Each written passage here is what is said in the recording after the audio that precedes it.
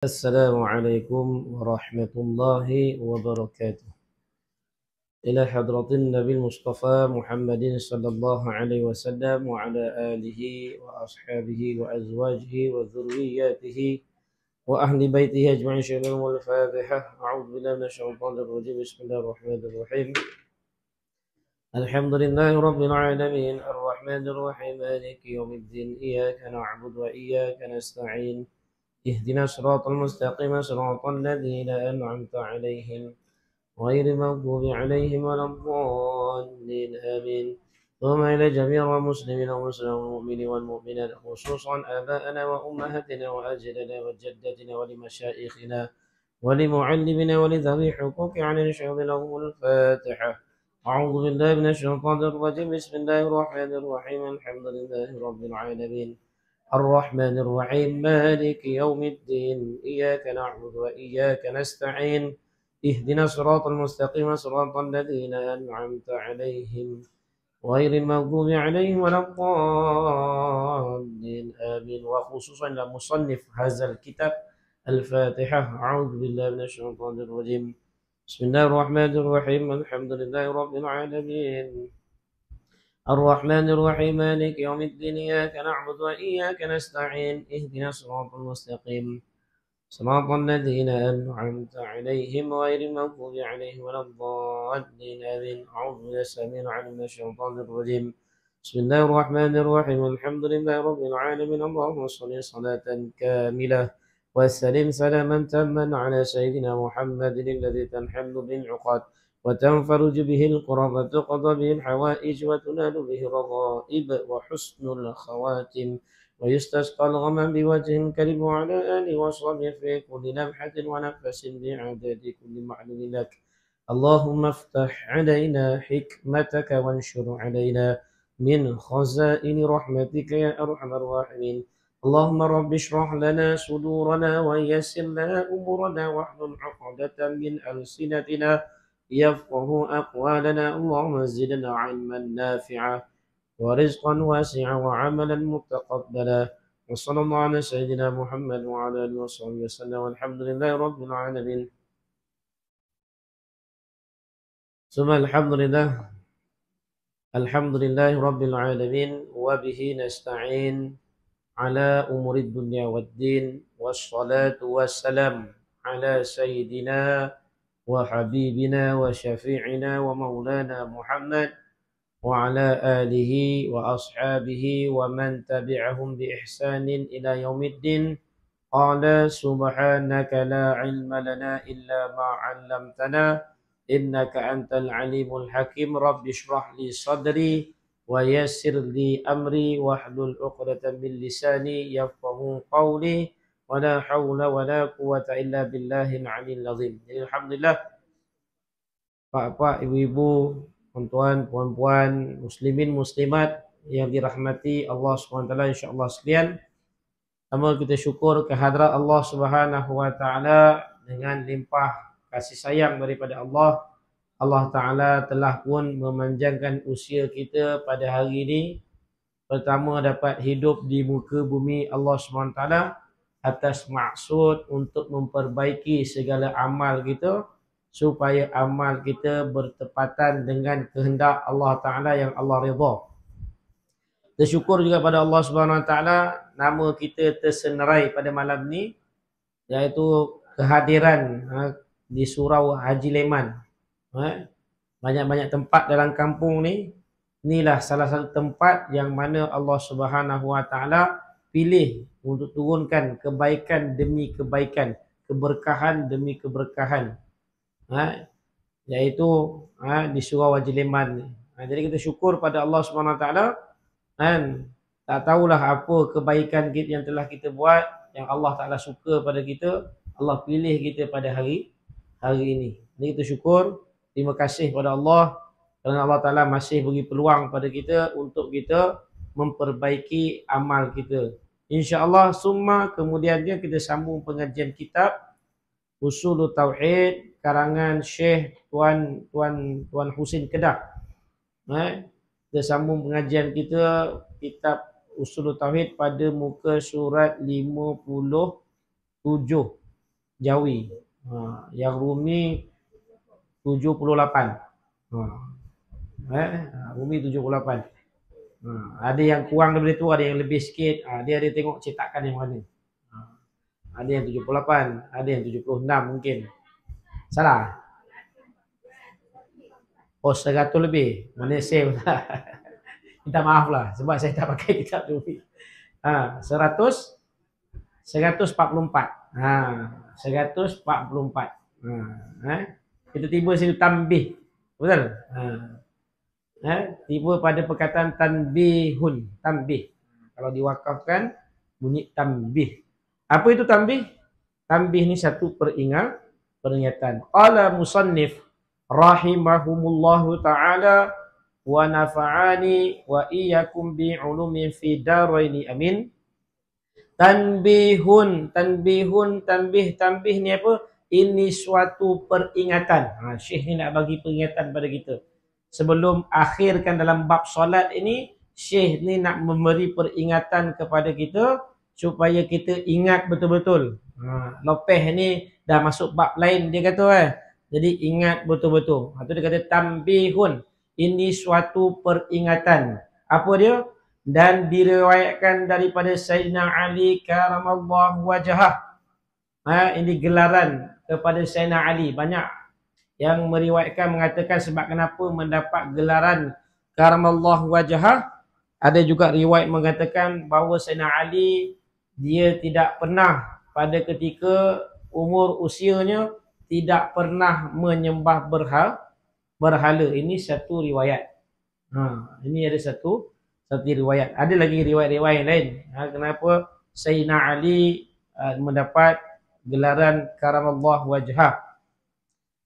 Dan beliau daripada usia muda lagi, beliau telah masuk Islam. Beliau juga termasuk sabiqunal awwalun. Dan orang-orang yang awal-awal masuk Islam. Kan? Ketika Nabi SAW ajak dia masuk Islam, maka Sayyidina Ali berkata, aku nak bincang tanya dengan ayahku dulu. Maka Nabi kata, kalau kau tak sedia lagi, tak payahlah kau nak cakap lagi. Pendek, cerita dia panjang. Kemudian Sayyidina Ali karamallahu wajhah, dia beriman kepada Nabi sallallahu alaihi wasallam. Dan dia juga adalah menantu Rasulullah sallallahu alaihi wasallam, dan banyak ahlul bait yang ada sekarang ni berketurunan Sayyidina Ali. Semua anak daripada Sayyidina Ali. Dia juga merupakan ada pertalian darah juga dengan Nabi sallallahu alaihi wa ala alihi wasallam. Baik. Dan diriwayatkan daripada Sayyidina Ali karamallahu wajhah, semoga Allah Ta'ala memuliakan wajahnya, wa radhiyallahu an, dan Allah Ta'ala meridhokannya, bahwasanya berkata ia Sayyidina Ali, antara Nabi sallallahu alaihi wasallam duduk serta sahabatnya. Masa itu Sayyidina Ali duduk di antara Nabi dan di kalangan sahabat yang lain. Nabi duduk. Sayyidina Ali duduk di antara Nabi SAW dengan sahabat yang lain. Serta segala sahabatnya, tiba-tiba datang oleh satu jamaah daripada Yahudi. Sedang duduk bersama Nabi SAW, duduk bersama Rasulullah SAW. Tiba-tiba ada beberapa jemaah datang, iaitu jemaah daripada orang Yahudi, datang bertemu dengan Nabi SAW.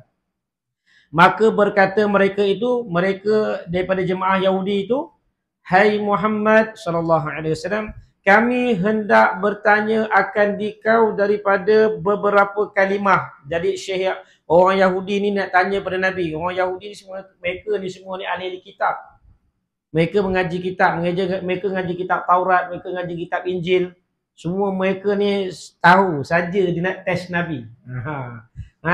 Saja dia nak test Nabi. Nabi ni sebenar-benar Nabi ke atau tidak. Jadi sebab mereka ni orang berpelajaran. Orang yang mana diturunkan kitab kepadanya. Orang Yahudi. Jadi satu jemaah daripada Yahudi maka berkata mereka itu, hai Muhammad, kami hendak bertanya akan dikau daripada beberapa kalimah. Kalimah ni beberapa perkataan, beberapa pertanyaan yang memberi Allah Ta'ala akan mereka itu bagi Musa alaihissalam, yang tiada memberi ia melainkan Nabi yang mursal. Nak bagi tahu tu, orang Yahudi tanya, aku nak tanya tentang beberapa perkataan kalimah, iaitu seperti mana yang telah diberi pada Musa alaihissalam.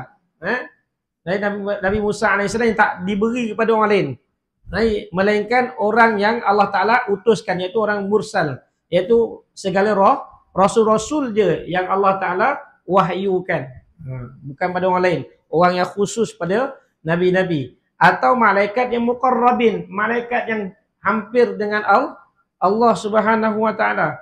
Maka berkata Nabi bagi mereka itu, tanya oleh kamu. Maka Nabi kata, silakan tanya. Tanyalah apa nak tanya. Maka berkata mereka itu, katalah jemaah daripada Yahudi itu, wakil dia seorang bertanya kepada Nabi, ya Muhammad, khabar olehmu akan kami daripada ini segala sembahyang 5 waktu. Dia tengok Nabi dapat perintah sembahyang, dan nampak sahabat-sahabat semua melakukan perintah tersebut. Jadi dia nak tanya, apa yang mereka, ibadat mereka ni datang daripada mana? Apakah isi-isi dalam sembahyang ni apa? Tanya tentang sembahyang lah. Tentang sembahyang 5 waktu. Khabar olehmu akan kami daripada ini segala sembahyang yang 5 waktu yang memfardu Allah Ta'ala atas umat engkau. Dia nak tahu tentang sembahyang yang telah difardukan ke atas umat Nabi SAW. Maka sabda Nabi SAW, padahal Yahudi itu pun umat Nabi. Padahal yang bertanya itu pun umat Nabi. Dia juga sebenarnya dia kena ikut apa yang diperintahkan oleh Nabi. Sebab apabila timbul saja Nabi baru, apabila lahir saja, apabila Nabi dilantik sebagai Rasul, secara automatik, secara langsungnya syariat Nabi-Nabi yang terdahulu semuanya dimansuhkan. Dah tak pakai lagi.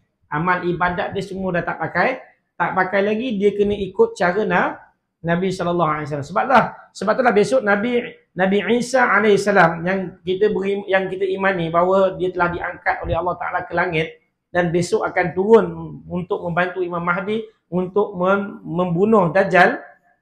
Dan apabila turunnya Nabi Isa alaihissalam besok, dia bukan bawa syariat dia. Nabi Isa besok akhir zaman yang akan turun, tak lama lagi akan turun ni untuk bantu bunuh Dajjal.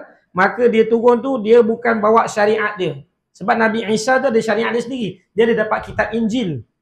Jadi walaupun dia ada kitab Injil, tapi kitab Injil dia tak boleh pakai lagi. Apabila dia turun pada zaman ini, maka wajib bagi diri dia untuk mengikut syariat Nabi sallallahu alaihi wa ala alihi wa sahbihi wa baraka wasallam. Maka sabda Nabi sallallahu alaihi wasallam, adapun sembahyang zuhur, maka apabila gelincir matahari, tu dia. Nabi nak ceritakan waktu zuhur ni bila masuknya apabila tatkala gelincir matahari. Bukan matahari di tengah-tengah langit tu, gelincir sikit apabila timbulnya bayang, timbul saja bayang, masuklah waktu zuhur. Gelincir. Gelincir arah mana? Gelincir arah barat. Kan? Gelincir arah barat. Nescaya mengucap tasbih oleh tiap-tiap suatu bagi Tuhan kami. Pada waktu tersebut, semua benda-benda yang hidup ataupun benda-benda yang mati semuanya bertasbih kepada Allah Subhanahu Wa Taala. Tinggal lagi kita je tak dengar. Tinggal lagi kita je tak dengar. Padahal semuanya bertasbih kepada Allah Ta'ala. Dan adapun sembahyang asar, maka bahawasanya ia iaitu waktu yang makan oleh Adam padanya daripada buah kayu khuldi. Waktu asar tu, sembahyang waktu asar tu waktu masa ketika Nabi Adam alaihissalam makan buah khuldi. Waktu tu iaitu selepas zuhur lah. Mana selepas zuhur tu, kalau dalam fiqh, sehingga bayang-bayang menjadi sekali ganda panjangnya lagi. Jadi mana masuklah waktu asar. Sebab dapat waktu asar tu Allah jadikan iaitu antara hikmah antara peristiwanya iaitu peristiwa ketika Nabi Adam alaihissalam makan buah khuldi. Dan adapun sembahyang maghrib, maka bahawasanya ia waktu yang menerima Allah Ta'ala padanya akan taubat atas Adam alaihissalam. Ni Allah Ta'ala terima. Maknanya waktu maghrib ni waktu yang Allah Ta'ala terima taubat Nabi Adam alaihissalam. Sebab tu antara waktu-waktu yang mustajabah juga adalah di antara waktu maghrib. Asar nak masuk maghrib tu. Sebenarnya asar dah masuk maghrib tu kita dah menghadap kiblat siap doa. Di situlah tempat yang mana doa yang mustajab, dan pada ketika itu juga berlakunya pertukaran shift malaikat. Malaikat pagi nak naik ke langit dan malaikat malam nak turun, nak shake hand, nak pass baton. Nak pass baton. Malaikat yang siang nak balik lah. Nak bagi, nak sembahkan, nak tunjukkan ke Allah, ini amalan umat ini daripada pagi tadi sampai petang ni. Dan yang petang tu pula, sampailah besok terbitnya pada Fajar Shadiq. Jadi, di antara waktu tahajud dan subuh tu juga adalah satu waktu yang mustajab. Sebab tu di akhir malam, Jawful Lail kan, di akhir malam ni satu doa yang Allah tak tolak, iaitu separuh 1/3 akhir malam. Termasuklah waktu akhir daripada malam, iaitu masa nak pertukaran shift malaikat malam nak bagi laporan dan malaikat siang nak turun. Nak buka laporan baru. Tu dia. Dan ada pun sembahyang isyak, maka bahawasanya ia iaitu sembahyang yang sembahyang akan dia oleh segala rasul, segala nabi-nabi semua sembahyang pada waktu ni. Dan ada pun sembahyang subuh, maka bahawasanya matahari apabila naik ia, itu dipanggil Fajar Shadiq, bukan Fajar Kazib. Dia kadang-kadang ada Fajar Kazib, ada satu cahaya tu cahaya yang kedua, bukan cahaya yang pertama. Kalau waktu malam tu kadang-kadang kalau tengok langit bersih tu kan, dia akan keluar satu cahaya putih. Cahaya putih tu sebenarnya bukan cahaya tu lagi, dia cahaya yang kedua. Tu yang pertama tu dia panggil Fajar Kazib. Maknanya cahaya tipu. Kan? Ni cahaya yang kedua, Fajar Shadiq. Cahaya yang matahari betul-betul baru nak naik. Tu cara keluar. Itu masuklah pada waktu subuh. Naik ia, nescaya naik ia sehinggalah dia naik antara dua tanduk syaitan, sehinggalah dia naik ke pada paras dua tanduk syaitan, iaitu ketika tatkala matahari terbit. Sebab tu haram dalam mazhab kita sembahyang pada waktu matahari terbit. Sebab pada ketika itu orang yang menyembah syaitan, sujud mereka kepada syaitan. Inilah hadis Nabi. Dalam hadis Nabi SAW. Sebab tu kita nak membezakan di antara ibadah orang Islam dengan orang kafir. Pada ketika itu syaitan, matahari itu berada di hujung ditunjuk tanduk syaitan, dan ramai orang kafir sujud kepada syaitan, sujud pada ini. Jadi sebab itulah kita juga diharamkan sembahyang pada waktu tersebut.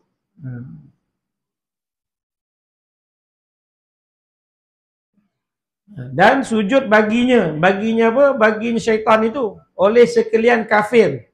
Tiada bagi Allah Ta'ala. Mereka sujud pada syaitan, bukan pada Allah Subhanahu Wa Ta'ala. Itu orang kafir. Maka berkata mereka itu, mereka siapa? Orang jemaah Yahudi tadi.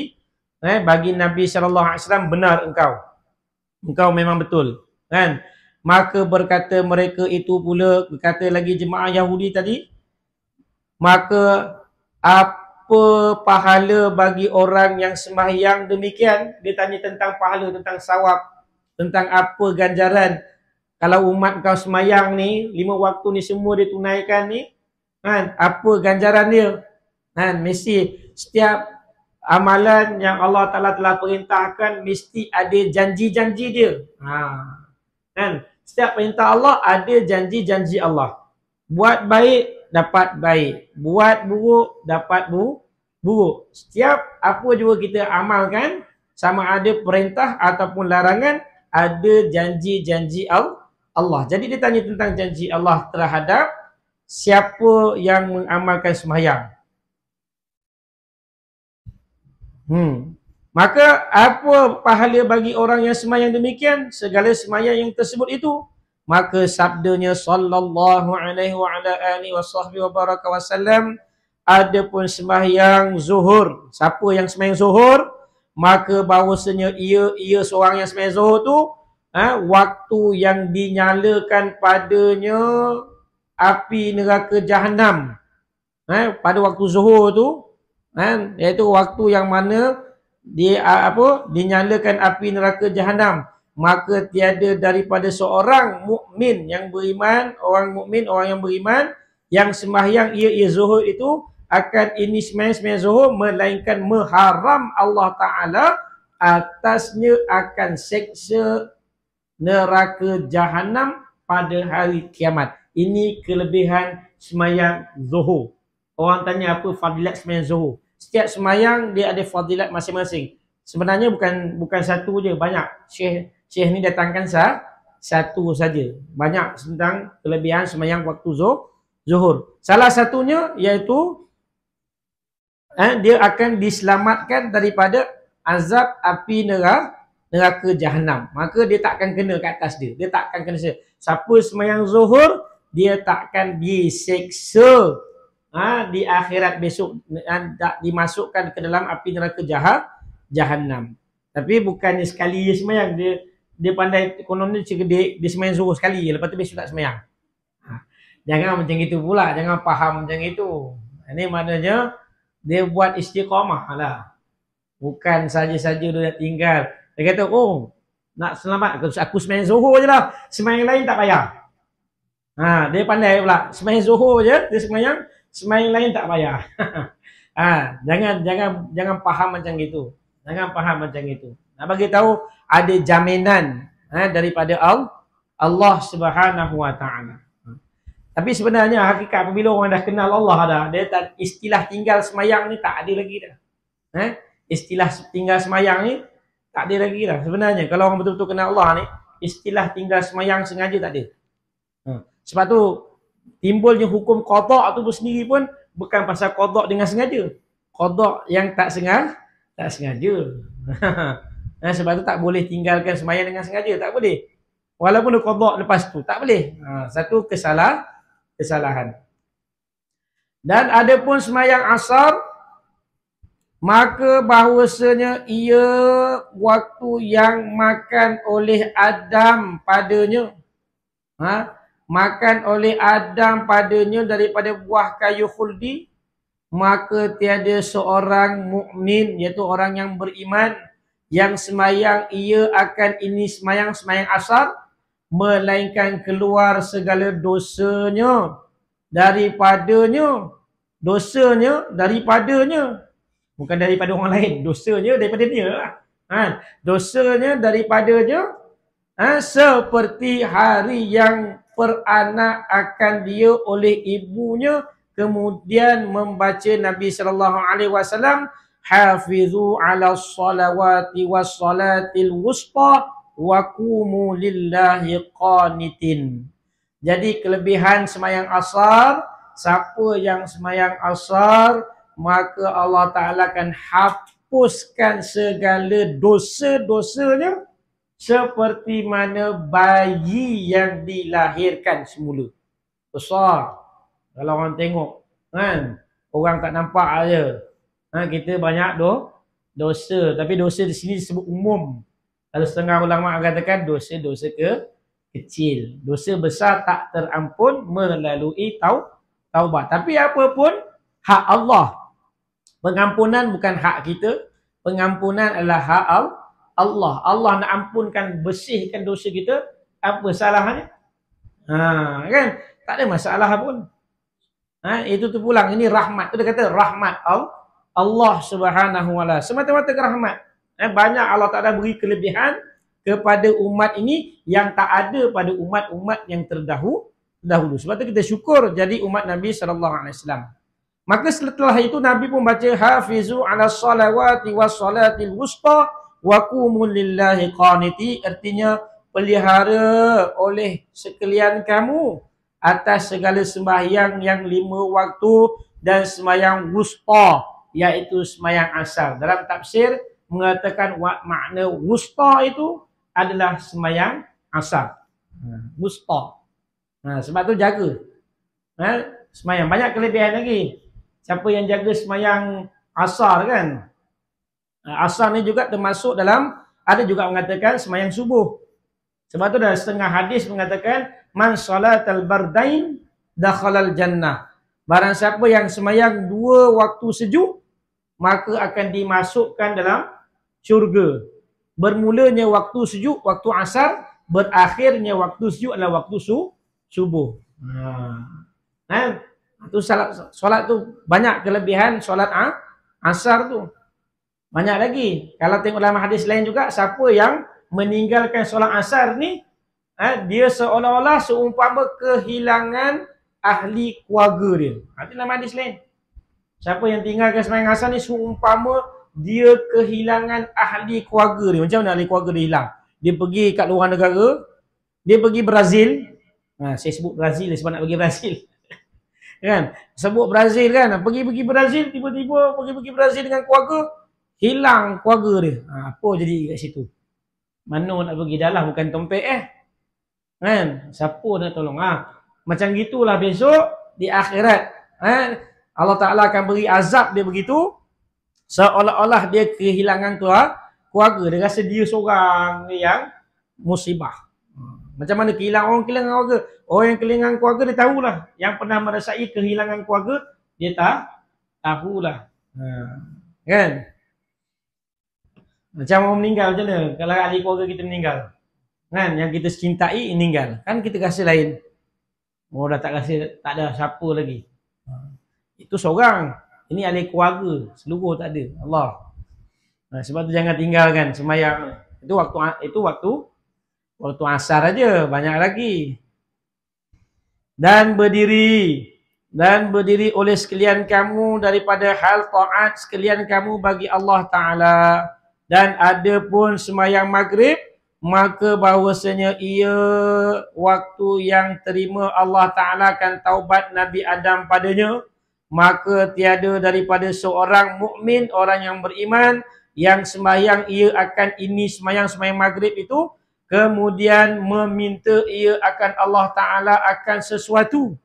Dia dah lepas sembahyang maghrib tadi sembahyang maghrib tadi, dia tunggu sabar, lepas tu dia meminta sesuatu pada Allah Ta'ala, melainkan memberi Allah Ta'ala akan dia, akan yang dipintanya.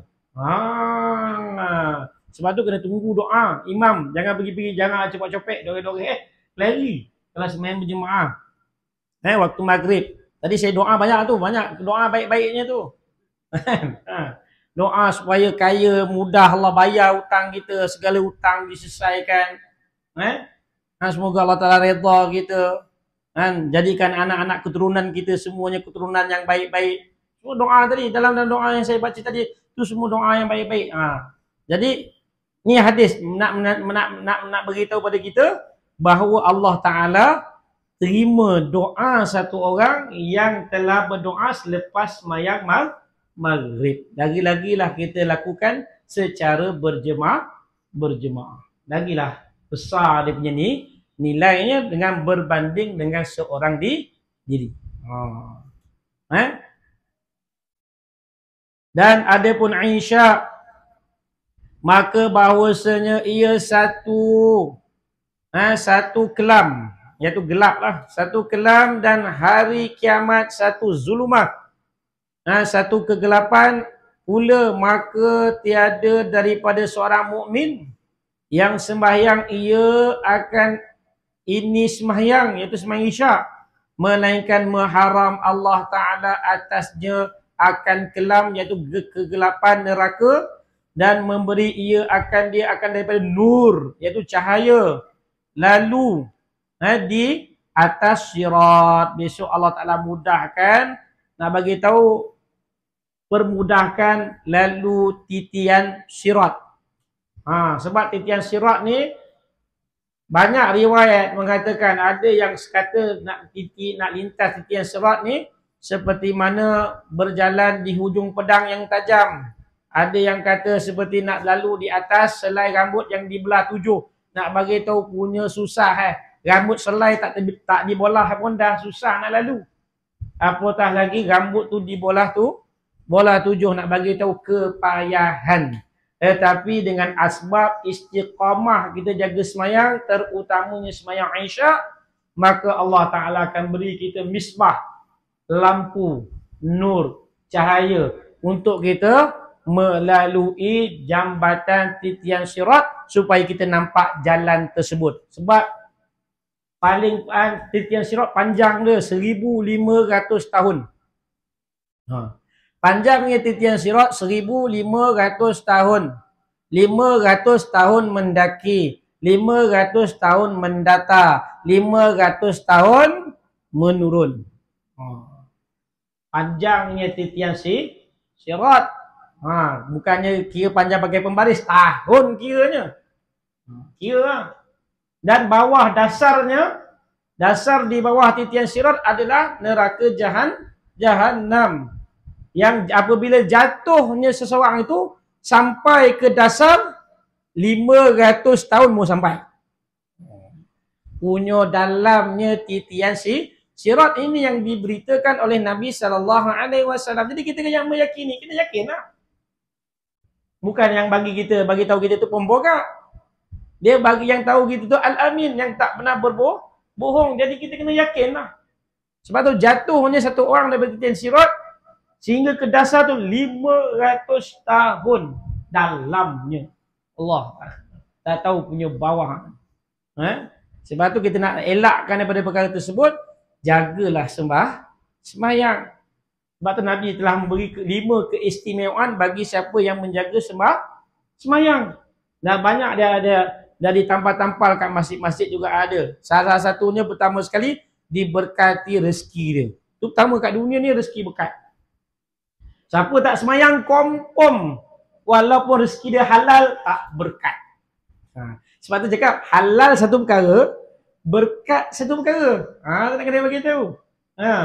Sebab keberkatan tu Allah hanya bubur dalam semayang. Siapa semayang rezeki dia diberkahi. Yang kedua, siapa yang jaga semayang 5 waktu, maka Allah Subhanahu Wa Taala akan mengangkat azab kubur dia. Besok kubur semua orang akan dihimpit. Setiap kita akan dihimpit oleh kubur. Tak ada satu pun yang terlepas daripada himpitan kubur. Semua kita akan dihimpit. Tinggal lagi himpitan tu macam mana. Tu dalam kitab Mishkatul Masabih. Dalam hadis tu dia membicarakan tentang bagaimana himpitan kubur tu mengikut amal masing-masing. Kalau ke dunia dulu dia buat amal soleh, dia jaga amal, jaga perintah Allah, maka kubur tu akan menghimpit dia seperti dia satu orang ibu memeluk anaknya, baik peluk dia. Dia kena himpit juga, tapi dengan peluk kasih sayang. Tetapi bagi siapa yang melanggar perintah Allah, dia buat maksiat pada Allah, pada hari dia dimasukkan ke dalam lubang kubur, maka kubur akan menghimpitnya sehingga tulang-tulangnya berceragah di antara satu sama lain. Nabi mengisyaratkan tangannya begini.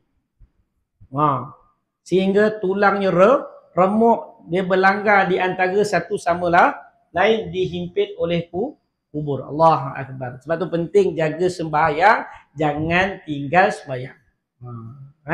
Sebab tu kena banyak nangis di hadapan Allah. Dah kita dah jaga semayang pun, kita tak tahu semayang kita ni diterima atau tidak. Nanti yang kena nangis tu. Kadang-kadang kita buat semayang 20 tahun semayang, 20 tahun semayang tak diterima. Mungkin ada sebab-sebab apa. Tu yang kita takut tu. Sebab tu kita perlu nangis pada Allah SWT. Semoga Allah Ta'ala terima ibadah kita. Setiap hari kita kena minta doa kepada Allah SWT. Semoga Allah Ta'ala terima amal kita. Tu dia. Jadi siapa yang sembahyang isyak, Allah Ta'ala akan beri dia satu nur untuk dia permudahkan dia lalu di atas tiang sirat. Dan ada pun subuh, dan ada pun sembahyang subuh, maka tiada daripada seorang mukmin, iaitu orang yang beriman, yang sembahyang ia akan dia 40 hari di dalam berjemaah. Ni kelebihan ni. Siapa sembahyang subuh berjemaah, tak mana 40 hari dia tak tinggal dia berjemaah, melainkan memberi Allah Ta'ala akan dia 2 kelepasan. Dua kelepasan. Satu kelepasan bara'atun minan nar wa bara'atun minan nifaq, iaitu kelepasan daripada api neraka dan kelepasan daripada sifat munafik. Sebab tu siapa jaga man salata subhi fi jama'atin bara'atani wa bara'atun minan nar wa bara'atun minan nifaq. Siapa yang sembahyang subuh dengan berjemaah, maka Allah Subhanahu Wa Taala akan beri dia 2 kelepasan, satu kelepasan daripada api neraka dan satu lagi kelepasan daripada sifat-sifat munafik. Dan hadis yang sama juga ada mengatakan siapa yang menjaga takbiratul ula tak terlepas takbiratul ula bagi setiap sembahyang selama 40 hari berturut-turut, dia tak pernah tinggal takbiratul ula. Bila apa takbiratul ula? Selepas imam akad takbir Allahu Akbar, dia pun akad takbir. Itu takbiratul ula. Siapa jaga 40 hari berturut-turut, maka dia akan diberi juga 2 kelepasan, iaitu kelepasan daripada api neraka dan kelepasan daripada sifat munafik. Senang nak jaga. Sebab tu ada sahabat, dia cuma tinggal sembahyang berjemaah aja. Sahabat-sahabat yang lain datang ziarah, tanya, kenapa tak datang sembahyang jemaah? Bukan tak sembahyang, kenapa tak datang sembahyang berjemaah? Kan dia kata dia tertidur.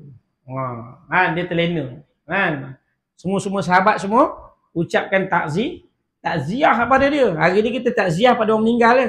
Takziah kematian saudara. Tak ada pun kita ucap takziah kerana tinggalkan sembahyang subuh berjemaah. Bukan tinggalkan sembahyang subuh fardu tu, tinggalkan berjemaah aja.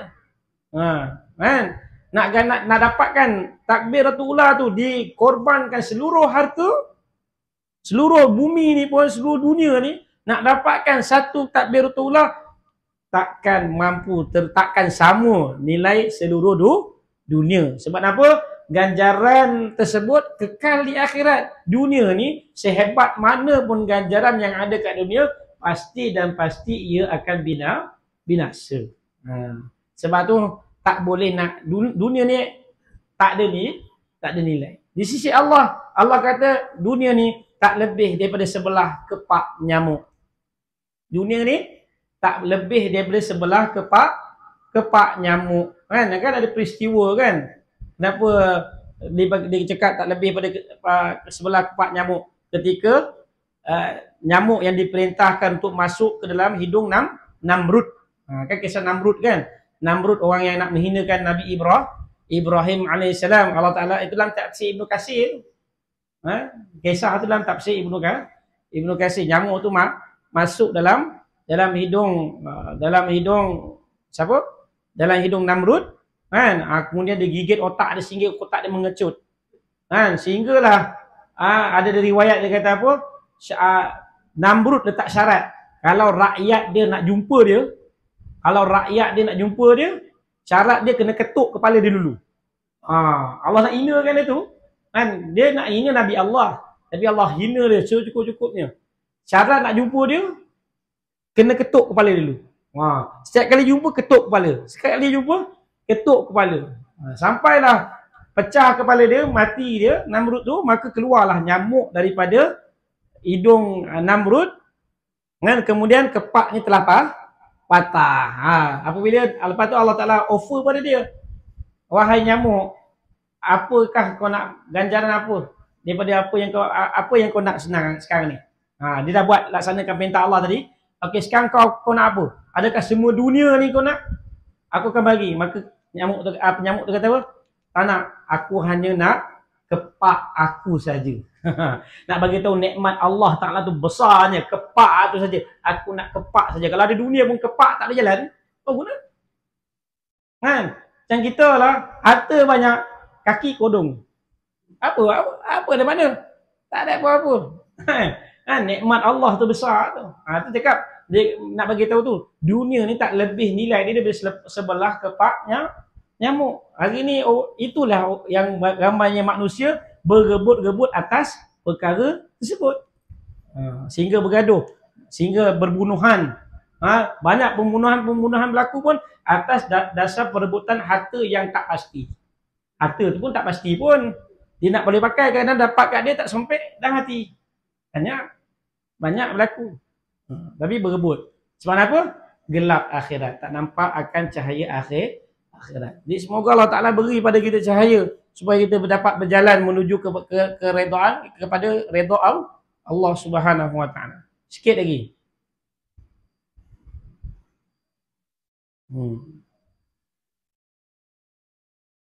Dan berkata mereka itu bagi Nabi SAW, benar engkau, dan diriwayatkan daripada Sayyidina Ali radhiyallahu an, wallahu a'lam.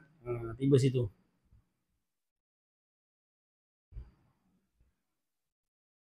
Ada soal? Ada apa-apa soalan? Ada? Ada? Ada, kita tutuplah. Bismillahirrahmanirrahim. Rabbana zalamna anfusana wa in lam taghfir lana wa tarhamna lanakunanna minal khasirin. La ilaha illa anta subhanaka inna kunna minadh dhalimin. Allahumma arinal haqqan haqqan warzuqna ittiba'ah wa arinal batilan batilan warzuqna ijtinabah. Allahumma ighfir li ummati Muhammad sallallahu alaihi wasallam. Allahumma astur li ummata Muhammad sallallahu alaihi wasallam. Allahumma ja'al li ummata Muhammad sallallahu alaihi wasallam. Allahumma ja'al bi syafaati sayyidina Muhammad sallallahu alaihi wasallam. Allahumma hdina wahdina wahdina jami'a waj'alna sababan liman ihtada. Allahumma hdina siratakal mustaqim, siratal ladzina an'amta 'alaihim minan nabiyyin wasiddiqin wasyuhada'i wassalihin wa hasuna ulaika rafiqa ya arhamar rahimin. Wa sallallahu ala sayyidina Muhammad wa ala alihi wa sahbihi ajma'in. Subhana rabbika rabbil izzati amma yasifun. Wassalamun ala al-mursalin walhamdulillahi rabbil alamin. Taqabbalallahu minna wa minkum. Minna wa minkum taqabbal ya karim. Subhanallahi wa bihamdihi. Subhanakallahumma wa bihamdika.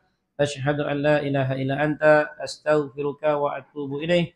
Wassalamualaikum warahmatullahi wabarakatuh.